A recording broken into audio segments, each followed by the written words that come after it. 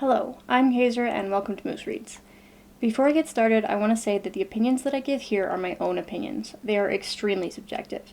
If I dislike a book, it is not a reflection on the author, and it is not a reflection on people who do like it.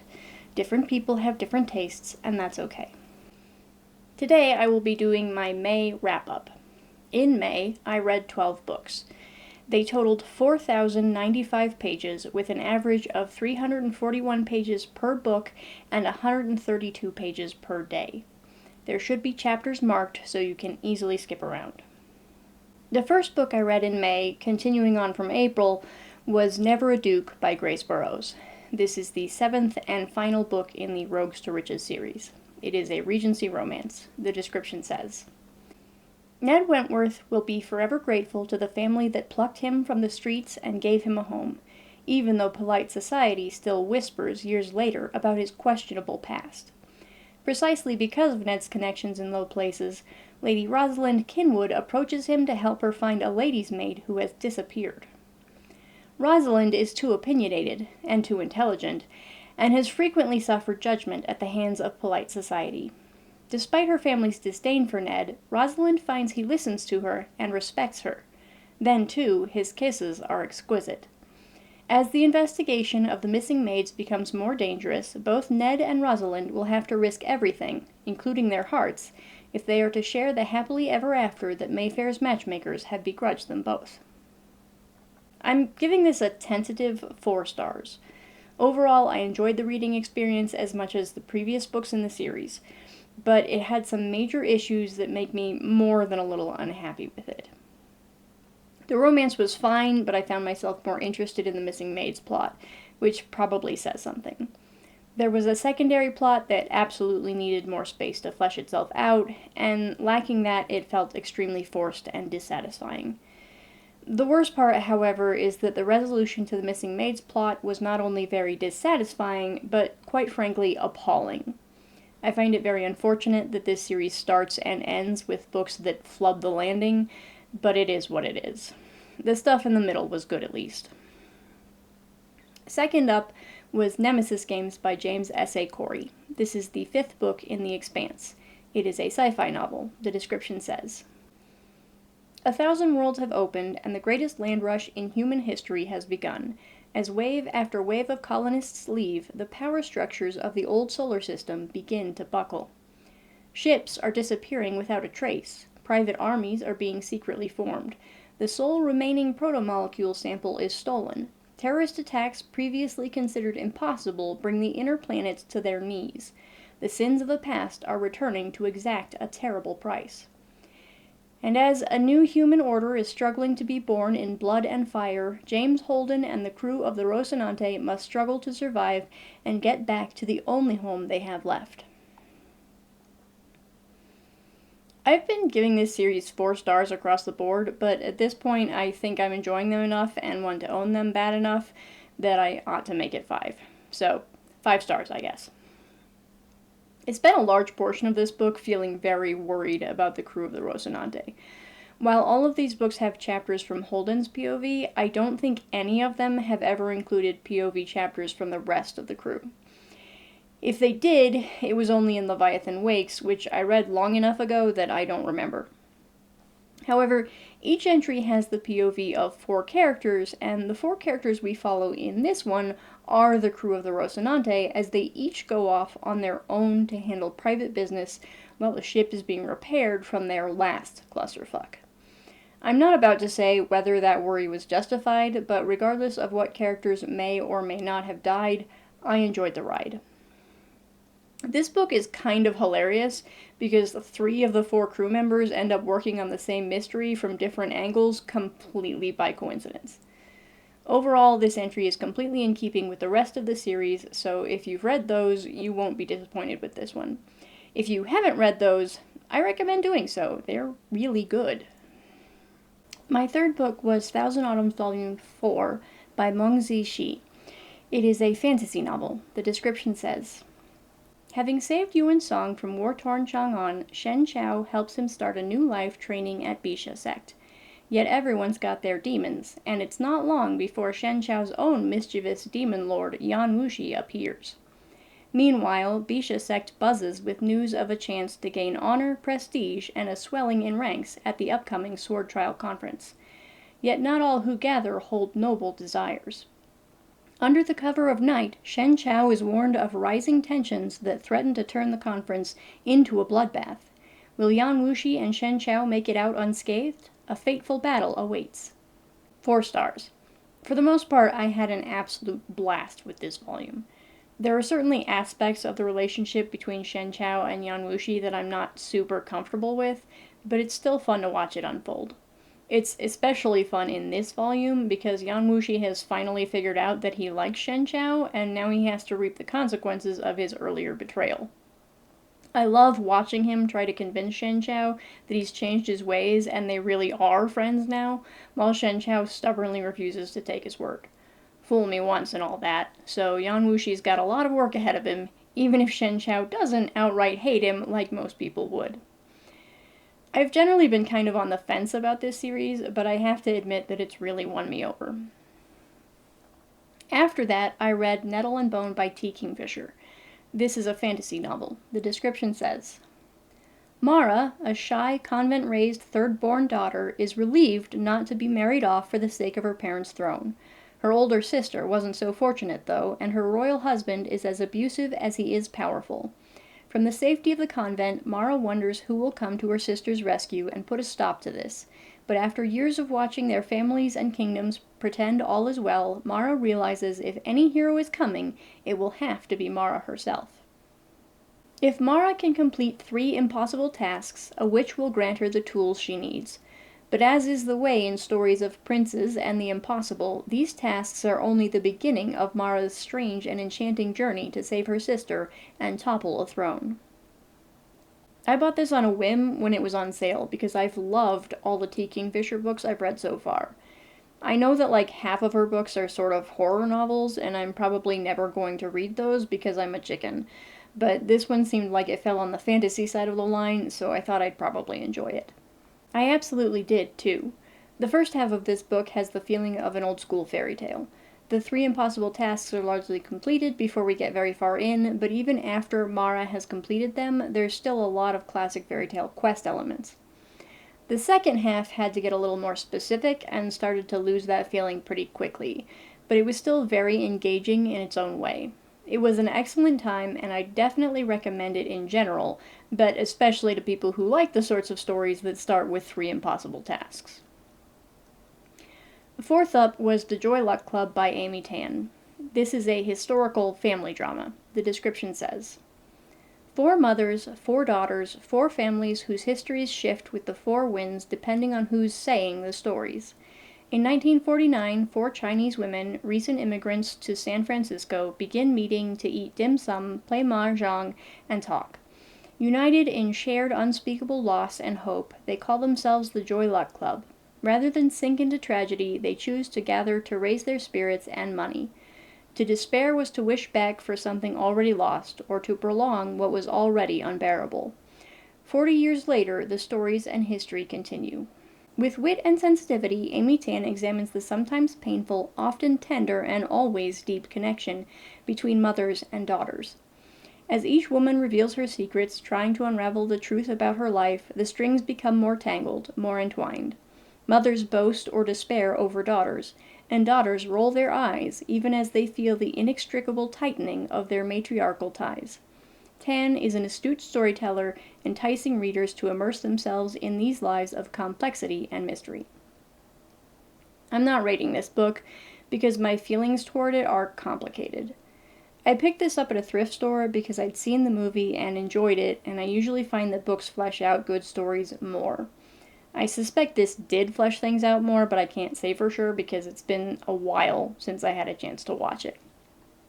Mostly, I enjoyed this book. It's a deep look into the lives and psyches of 4 women and their daughters, and it's very well written. I spent most of my time reading it feeling like it would get a solid 4 stars. The reason I'm not giving it that, however, is that I didn't feel like anything felt resolved by the end. I expect this was intentional, possibly meant as a comment on the nature of life, but I am what I am, and I like solid endings. Few, if any, of the characters felt like their story landed by the time I ran out of pages, and it left me feeling a bit adrift in a way I find unpleasant. I'm not about to say it's a bad book by any means, but I can't wholly recommend it either. It lives in limbo, and I'm not sure it would be dissatisfied with that. My fifth book was Let the Dead In by Saida Agostini. This is a book of poetry. The description says, Saida Agostini's first full-length poetry collection, Let the Dead In, is an exploration of the mythologies that seek to subjugate black bodies and the counter-stories that reject such subjugation. Audacious, sensual, and grieving, this work explores how black women harness the fantastic to craft their own road to freedom. A journey across Guyana, London, and the United States, it is a meditation on black womanhood, queerness, the legacy of colonization, and pleasure. These poems craft a creation story fat with love, queerness, mermaids, and blackness. Look, this was a book club book. It's poetry. I don't like poetry as a general rule. I'm not saying there's anything wrong with it in the broader spectrum of literature, it just isn't for me. I can't rate this book because by all rights I oughtn't to have read it. It doesn't feel fair to rate a book that I knew going in I was pretty much guaranteed not to enjoy, so I'm not going to. I can't speak to Agostini's use of symbolism or the construction of the poems because I'm not at all versed in the mechanics of poetry. If you like poetry, this book exists, it's pretty short, maybe you'll enjoy it. With my sixth book, I started working my way through the Scum Villain's Self-Saving System by Mo Xiang-Tong Shou. There are 4 of these, and I'd read the first 2.5 already and read through all of them in May. I'll be posting individual reviews later this month, but since I'm trying to keep these wrap-ups spoiler-free, my thoughts on all of them are going to be more or less the same. Rather than go through each one and being extremely repetitive, I'll read the description for the first volume and then just talk about them as one. So, the description for the first book says, Half-demon Luo Binghe rose from humble beginnings and a tortured past to become unrivaled in strength and beauty. With his dominion over both the human and demon realms and his 100-strong harem, he is truly the most powerful protagonist in a trashy web novel series. At least, that's what Shen Yun believes as he finishes reading the final chapter in proud immortal demon way. But when a bout of rage leads to his sudden death, Shen Yun is reborn into the world of the novel in the body of Shen Qingqiu, the beautiful but cruel teacher of young Luo Binghe. While Shen Qingqiu may have the incredible power of a cultivator, he is destined to be horrifically punished for crimes against the protagonist. The new Shen Qingqiu now has only one course of action: get into Luo Binghe's good graces before the young man's rise to power or suffer the awful fate of a true scum villain. 2 stars. Look, I bought this series without having read it on the basis that I went completely insane for both the author's other books/series, so I'd probably like this one too. And I don't. It has the same overall feel as her other works, it's a writing style that I really do enjoy, which is why I think I was able to get through these fairly quickly, but it's also a pile of tropes that I'm just not particularly fond of. So I'm not saying this is a bad series, just that it ended up very much not being a series for me. I wouldn't recommend it, but if you're more fond of transmigration, age gap, student-teacher relationships, and vehemently straight guys ending up romantically involved with each other, maybe you'll enjoy it more. With that nonsense out of the way, my 11th book was Babylon's Ashes by James S. A. Corey. This is the 6th book in The Expanse. It is a sci-fi novel. The description says, A revolution brewing for generations has begun in fire. It will end in blood. The Free Navy, a violent group of belters in black market military ships, has crippled the Earth and begun a campaign of piracy and violence among the outer planets. The colony ships heading for the 1,000 New Worlds on the far side of the alien ring gates are easy prey, and no single navy remains strong enough to protect them. James Holden and his crew know the strengths and weaknesses of this new force better than anyone. Outnumbered and outgunned, the embattled remnants of the old political powers call on the Rocinante for a desperate mission to reach Medina Station at the heart of the Gate Network. but the new alliances are as flawed as the old, and the struggle for power has only just begun. 5 stars. Once again, the writing is excellent, and the plot is well thought out. The overall experience of reading this book is more or less the same as the rest. But damn if this book didn't frustrate the hell out of me. The Free Navy are the dumbest people in the universe, and it is unbelievably painful reading about characters that somehow think these assholes know what they're doing. The fact that anyone ever listened to Marco Inaros is extremely baffling to me. I'm not saying it's unrealistic, just that it requires such a narrow and willfully ignorant view of the universe that it drives me crazy. All the same, I'm still 100% on board with this series.